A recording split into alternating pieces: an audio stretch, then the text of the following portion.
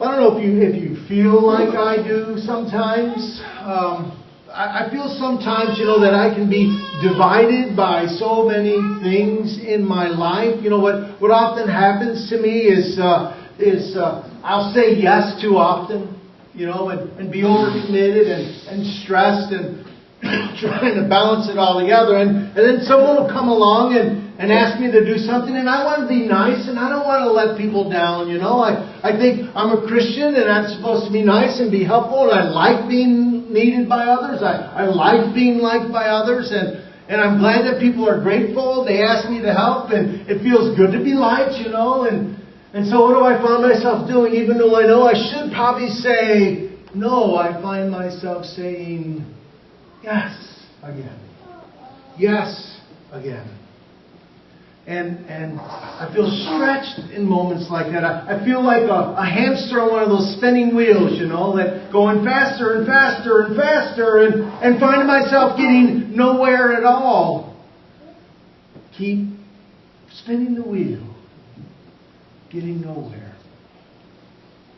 See, because I've discovered in my life, for good or for bad, that when I say yes, I end up having multiple masters in my life and less time for what I believe God's heart is really inviting me to invest in. When I get like that, I feel empty, I feel divided, I feel like I'm just spent and burned out. You ever had those moments? Maybe you're in one of those places right now. Now, the frustrating part to me is I know people that don't have that problem. I know people who can say yes, and yet they have that disposition, that attitude about them. They've trained themselves and matured themselves. They have this natural disposition and share their resources and time and their self. And they're always looking for places to serve. And they know how to set up good boundaries. And I'm just really jealous of those people because I find in my life that I don't possess those skills. I think I've worked on them. I'm better now than I used to be, but I know I still say yes too often. And when I do, I think I know what Jesus is talking about when He says that you cannot have two masters. Because when you do, you're going to love one and end up hating the other. You'll feel divided and disconnected and uncentered and ungrounded, and ultimately that leads to emptiness and questioning really who am I and whose am I? No is an important word in our vocabulary. Because no is one of those ways in which we are confessional. No is one of those self-recognition things that we need to do once in a while that says, I can only do so much. No is inviting us to create good boundaries in our lives, to realize that there's only so much that we can really do as one human person, and that no helps us hopefully move towards a Christ-based value system, and we all need those kind of boundaries. It's recognizing that I'm human, and I think it's also good to say help. That's another word we often don't hear very much, that we need to hear more often. Like help. It's also that recognition that I can't do it alone. But when we have too many yeses and not enough no's in our life, as Jesus says, we end up collapsing in upon ourselves and everything's going out and nothing's coming in and no cornerstone which to shape our lives. My experience of my life, maybe you know this place of saying too many yeses and not enough no's, it kind of sneaks up on you. It has that frog in the kettle syndrome. I've used that image before, where if you're going to cook a frog, if you boiled the water first and then threw the frog into the water, it would just pop right back out because the change is so drastic, and obviously it's chaotic and crisis, and the frog's going to jump right back out. I've never tried this, and I don't encourage you to do that. This is the syndrome, not the reality. But if you put a frog in a kettle of cold water and then turn the heat up, it wouldn't jump out because it would slowly be acclimating to the change in its environments to a point that it was too late. And I found in my life, and maybe you know this, that's kind of what it works. It kind of sneaks up on us, and before we know it, we've said so many yeses that we're divided in so many directions that we don't even know who our master is. All we know is the one master, who is Jesus Christ, is just part. Before we know it, we're serving more than one master. And I think the divided lives of too many yeses, in my personal experience, the saying yes to too many things is really true. That it affects our financial side too. My financial side, my experiences. Saying yes to too many things, literally saying yes to too many things. Because that kind of moves us into this place where we start living right at our means or right at our income instead of trying to live a little bit before. So we develop good margins in our lives, our emotional, financial lives. Or sometimes we live beyond our means, and I've experienced this with other people. Been tempted to try it, but reduce it where you get more than one credit card so you can overcome the difference with this card this month, and next month they'll use the other credit card to catch up on last month, and then another one to catch up on the amount. And then when you start adding it all together and the interest builds up, who's your master? What really has control of your life? You're stressed, you're overworked, you lose sleep because you're serving two masters. Jesus is clear to us, my friends, that if He's our master, our needs find their place as they flow out of this relationship with Him. If you practice biblically influenced financial principles of good stewardship, where Jesus is the master, in time your life begins to flow back into balance. I experienced this myself a few years ago, not long before I married Ellen. I was challenged by a book I was reading, and the challenge was this. The question was, has God my master, or is money my master? The challenge was this: is God getting my first fruits, or is God getting what's left over in my life? Not just financially, resources, talents, generosity, time. And the writer of the book I was reading challenged me to start keeping a running tab for 2 weeks on what I was spending. And every time I spent money, to write it down where it goes, reminded me as I did this that in the purview of this author, either you're investing in earthly treasures or you're investing in eternal treasures.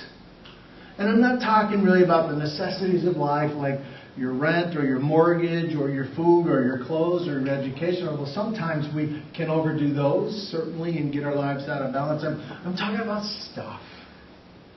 And last week, if you were here, when I say stuff, I'm not saying stuff is bad. Because I like stuff too.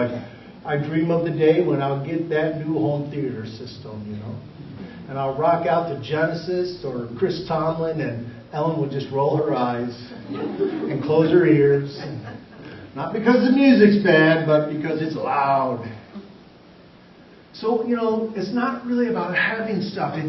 It's determining where your money goes and what goes to earthly treasure and what goes to eternal treasure. And at the end of 2 weeks, I had to make an honest assessment about how I was spending my money, asking that question, am I mastering my money or is my money mastering me? And as I looked at it, I realized, you know what? God was not getting my best or my first fruits. I realized that at that time in my life, my finances were having more control over me than I was over them. And I made a decision to not be a slave to my finances. And I made a decision to grow to become a tither. And I made a decision to start to save a little bit more, to start some healthy financial practices to be able to, over a number of years, and literally a number of years, get to a place where I could be generous instead of afraid of being generous. And being able to say yes to God in so many ways. Freely, generous. And it felt good to say yes to God without wondering if I was going to be able to have time or... See, because the thing about saying no is no is really the question we have to ask ourselves, is no a matter of convenience for our lives, or does no lead to something else? I think that's what Jesus was getting at in the text when he talked about the parable of the evil spirit, about the man who sweeps his house out of this one evil spirit, and he gets it out, and the evil spirit goes all along the countryside looking for some place to go, and it can't find any place to go, so it comes back to that house and says, well, I'll go back and see if it's still empty. He goes back to the house, and the house is still empty. So what does it do? It gets 7 more evil spirits and comes back and inhabits that house it was first swept out of. And Jesus says in the parable at the end that the man's situation was worse than it was when he started. Because it's one thing to say no. But no should also lead to an invitation to say yes to God. To fill that no with a yes to God. When we say no, it should also be followed with a sincere desire to say yes to God. When was the last time you asked God to show you how to say yes? I think that's what Jesus was getting at, to say, when we say no, we are saying yes to the things of God, and we are saying yes to the things, I hope, that help us add value to the faith of others. That's a simplistic way of talking about the 2 greatest commandments. Remember, the Pharisee asked Jesus, what is the essence of the law that Moses came to say? And Jesus said 2 things. He said, you shall love the Lord your God with your heart, your mind, and your soul, and love your neighbor as yourself. To not only grow in our relationship with God, but be generous and sacrificial in a way that adds value to the faith of others. So what does that look like for your life? What do you need to say no to so you can stop this wheel-spinning treadmill you're on and can say yes to God for? Maybe it's to be part of this new nursery ministry we're starting. That Ellen is my wife, by the way, if you didn't know that, and she's the one kicking it off, and she's doing some real foundational work. And her vision is it's not just a babysitting ministry; it's a faith formation ministry. And you'll be hearing more about how you can help make that possible in the next 2 or 3 weeks. Maybe your yes, maybe your no is no to 10 minutes of sleep at night or 10 minutes of sleep in the morning so I can get up a little earlier before the kids and my spouse and just take quiet time with God, and maybe read one of those email devotionals sent out from the church the day before and write down how you hear God speaking to you in just 10 minutes of quietness. Maybe your no is no to something so you can say yes to a small group of caring and accountability. Maybe it's serving on a committee or a ministry team to add to the faith value of others. Maybe it's just imitating Jesus. In the spirit of a bowl and a towel, going to the nursing home and visiting shut-ins and homebound folks, and just spending time with people who are surrounded by other people and yet so often can feel awfully alone. How does your no become an opportunity to say yes to God? This faith principle that I think is really, really true, that, if God gets our best, this is what I heard someone say, then God begins to take care of the rest. That doesn't mean, oh, good, I don't have to work anymore. Or I don't have to pray anymore. I don't have to do hard things in life anymore. It doesn't mean that the challenges of life will go away. It does mean that you will discover that this blessed assurance, that this reality that nothing in life or death, nothing in all creation will ever be able to separate you from that great love. You'll begin to walk and experience by the presence of the Spirit this peace that no matter what obstacle is in your life, you find your heart stilled in Jesus, that you find this place of joy that nothing outside can touch here on the inside. These intangibles that can never be shaken by the tangible things of life.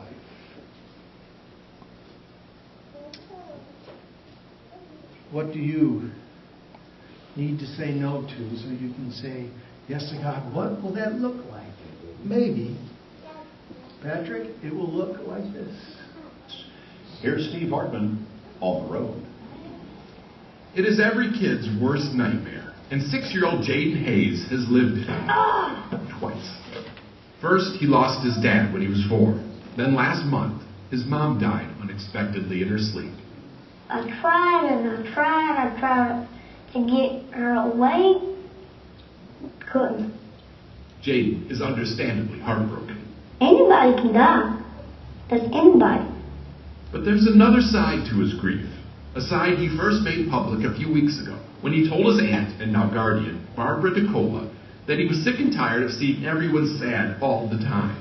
And he had a plan to fix it. And that was the beginning of it. And that's where the adventure began. Jaden asked his Aunt Barbara to buy a bunch of little toys and bring them here to downtown Savannah, Georgia, near where he lives. So he could then Want me to have it? give them away.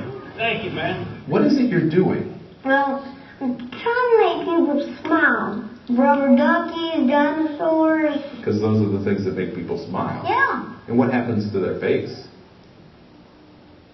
Really? Really. See that man right there? Jaden targets people who aren't already smiling and then turns their day around. Baby's mouth. He's gone out on 4 different occasions now, and he's always successful, It's to make you smile. even if sometimes he doesn't get exactly the reaction he was hoping for. It is just so overwhelming to some people that a 6-year-old orphan would give away a toy, expecting nothing in return except a smile. Of course, he is paid handsomely in hugs, and his aunt says these reactions have done wonders for Jaden. It's like sheer joy came out of this child. And the more people that he made smile, the more this light shone. Jaden says that's mostly true. But I'm still sad that my mom died. I bet you are. This is by no means a fix, but in the smiles he's made so far, nearly 500 at last count, Jaden has clearly found a purpose. I'm counting on it to be 33,000. 33,000? That's a pretty big goal. Mm-hmm. You think you can make that goal? I I think he just did. Steve Hartman on the road in Savannah, Georgia. 33,000. Isn't that awesome? What was his no? What was his no?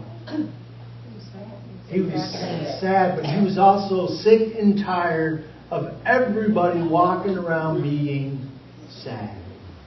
And what was his yes to God? I'm giving what I have. I'm giving my dinosaurs and my, what were the other ones? Rubber duckies. And to buy more so I can help make other people smile. What's the no in your life? So you can say yes to God. And not just help this place, great if you do, but help this place experience in tangible ways the transforming love of Jesus. Let's pray.